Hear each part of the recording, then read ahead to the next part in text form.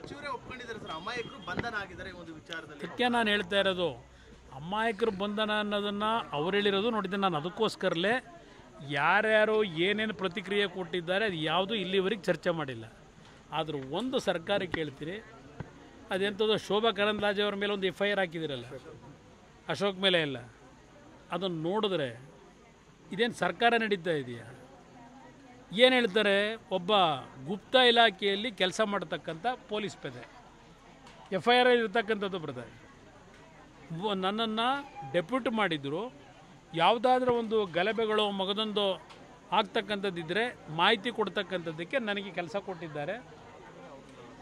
ಇದೆಲ್ಲ ಹೇಳಿ ಆಗಿದ್ದರೆ ಅವನನ್ನು ಇಲ್ಲಿ ನಾಗಮಂಗಲದಲ್ಲಿ ಇಲ್ಲ ಮತ್ತಿನ್ನೆಲ್ಲೋ ಅಂಥ ಅಧಿಕಾರಿಗಳನ್ನು, ಅಂಥ ಒಂದು ಪೊಲೀಸ್ ಪೇದೆಗಳನ್ನು ಗುಪ್ತಚರ ಇಲಾಖೆಯ ಕೆಲಸ ಮಾಡಲಿಕ್ಕೆ ಬಿಟ್ಟಿದ್ದರೆ ಇಲ್ಲಿ ನಾಗಮಂಗಲದಲ್ಲಿ ಆಯ್ತಲ್ಲ ಅವತ್ತು ರಾತ್ರಿ ಗುಪ್ತಚರ ಇಲಾಖೆಯವರು ಇದ್ದರೂ ಸಹ ಯಾತಿಗೆ ಬೆಂಕಿ ಇಟ್ಟರು? ಯಾರು ವೈಫಲ್ಯ ಅದು? ಈಗ ಶೋಭಾ ಕರಂದ್ಲಾಜೆ ಅವ್ರ ಹೇಳಿಕೆ ಮೇಲೆ ಅದೆಂಥದ್ದು ಭಾಳ ದೊಡ್ಡ ದೊಂಬಿ ಹೇಳಿಸಿ ಗಲಭೆ ಮಾಡಲಿಕ್ಕೆ ಅವರು ಸುಳ್ಳು ಅದೇನೋ ಪೋಸ್ಟ್ ಮಾಡಿದ್ದಾರೆ ಅಂತೇಳಿ, ಇದು ಈಗ ಕೇಸ್ ಬುಕ್ ಮಾಡಿದ್ದೀರಲ್ಲ, ಆ FIR ಓದಿ ನೀವು ಕೂತ್ಕೊಂಡು ನಗ್ತಾರೆ ಯಾರಾದ್ರೂ ಆ FIRಗಳು ನೋಡಿದ್ರೆ. ಇದೇನು ಸರ್ಕಾರ ಅಂತ ಕರೀತೀರ? ಹಾಗಿದ್ರೆ ನೀವು ಯಾರೂ ಮಾತಾಡೋಂಗೇ ಇಲ್ಲ, ಇನ್ನು ಯಾರ ಬಗ್ಗೆನೂ ಮಾತಾಡೋಂಗಿಲ್ಲ.